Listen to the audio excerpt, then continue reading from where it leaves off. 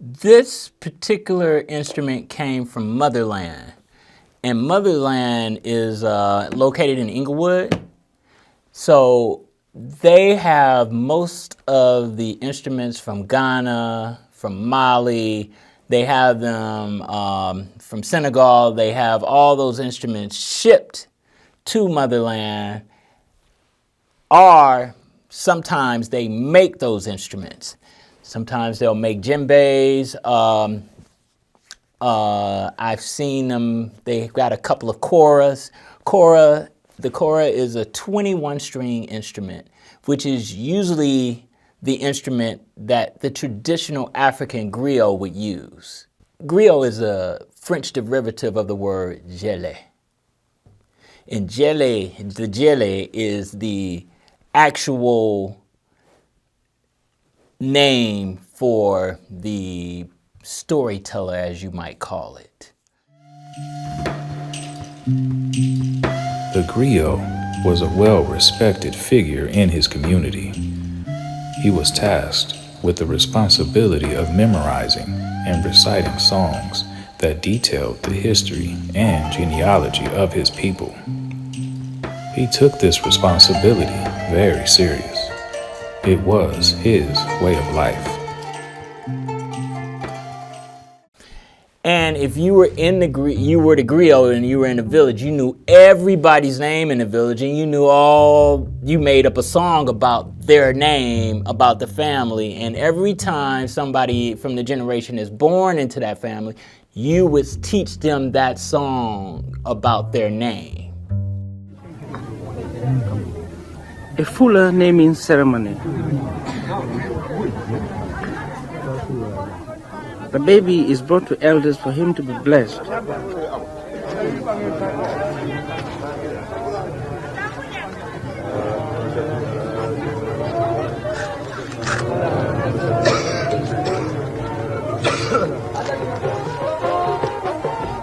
Entertainment is furnished by both fullers and mandinkas.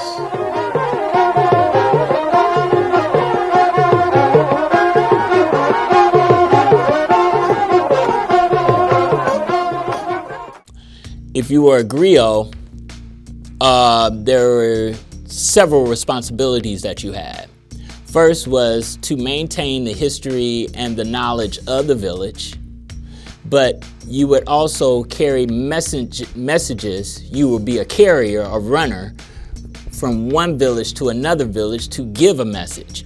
Or you would bring those villages together for council, and you would travel for months to get that council together and come back home, and then y'all would all pilgrimage to that one spot.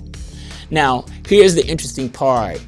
If you were a griot and say, for instance, some kind of incident or catastrophe happened at your village and it was caused by raiders, it was you that was responsible to get that message to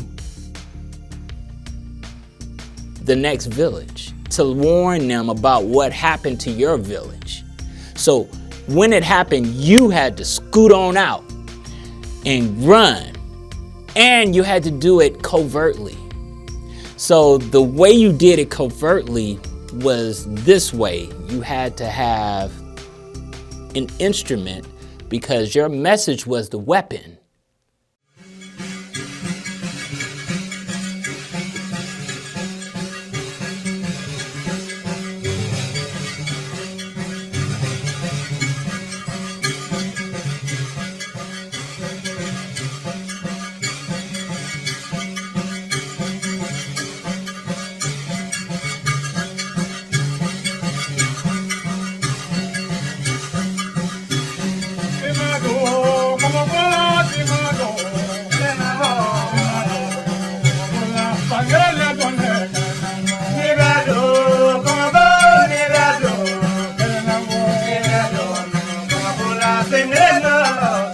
So you had to have the message exactly right, because if you went to another village and you didn't have it right and someone found out, that was cause for death.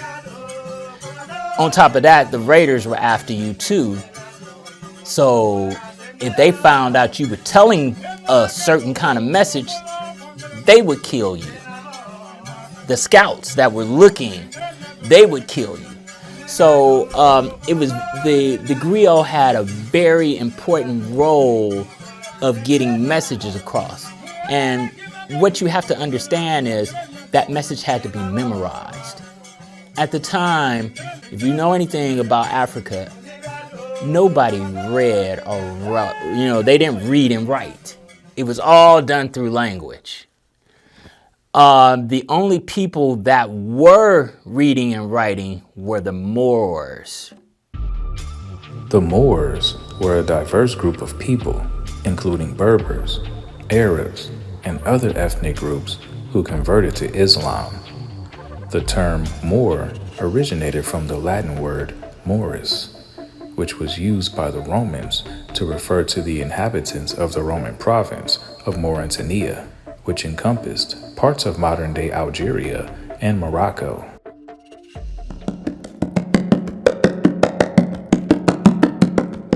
Where will Ogun live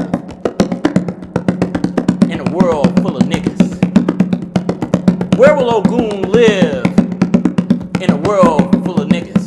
On the 6th step of maroon-colored stairs, on the corner with an iron pipe pincher in right hand, and an eye full of gangrene plumbing rage in the other left, where the first flame traps the soul for darkness in glow of effervescence.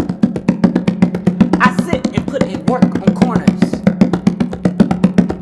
asking Legba, what street should I take? I pull the strap out and put it close to my tree and shoot for the hole of honey. Ashe, ashe, ashe. So, I would just go on and that stuff like that, but I would be doing that in another language. So if that poem is really saying, it was dedicated to Tupac, but that poem is actually saying, look, watch out for these watch out for these people, watch out. They're coming for you. And they're hoping that they're gonna, take whatever you have and pillage and destroy everything that you have or enslave those people. So basically that poem is saying, there's a saying, and it's in the poem, Ogun will kill the master, but he will kill the slave for being a slave to the master. So that would be the message to them. Don't be the slave. Fight back.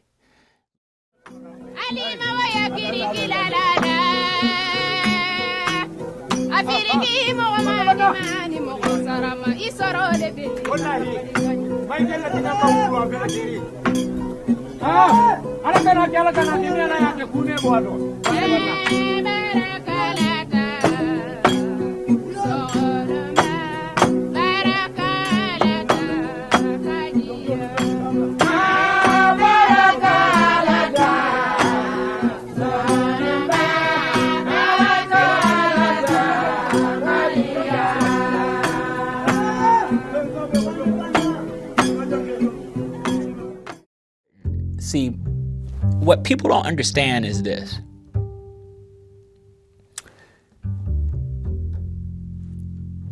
A lot of people say, I can't play an instrument. A lot of people say, I can't dance.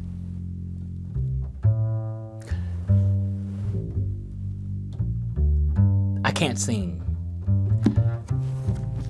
In Africa, there's no such phrasing. There's no such saying, I can't. So in Africa, the proverb is, if you can walk, you can dance. If you can talk, you can sing. If you say it, you can play it. So here's the catch. I learned this from one of one of my most cherished percussionists who got me into percussion or made me want to pick up the drum.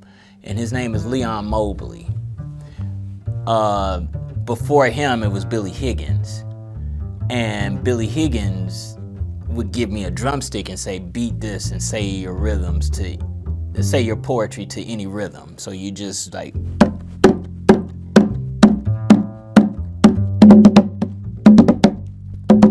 so whatever you did with that drumstick, that was your rhythm. You know, you could do all types of things with that drumstick. So Leon Mobley said to me once that every human being is a drum. And you might not understand that. There's a certain way you walk, there's a certain way you talk, but there's more importantly, there's a certain rhythm in your body from your heartbeat that beats like a drum.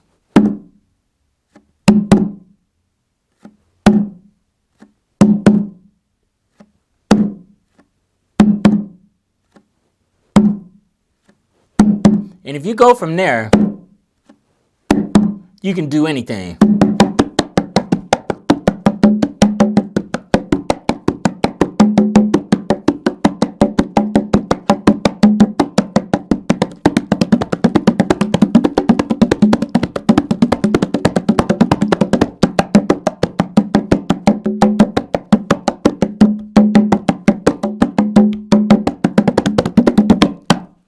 You go right back into it.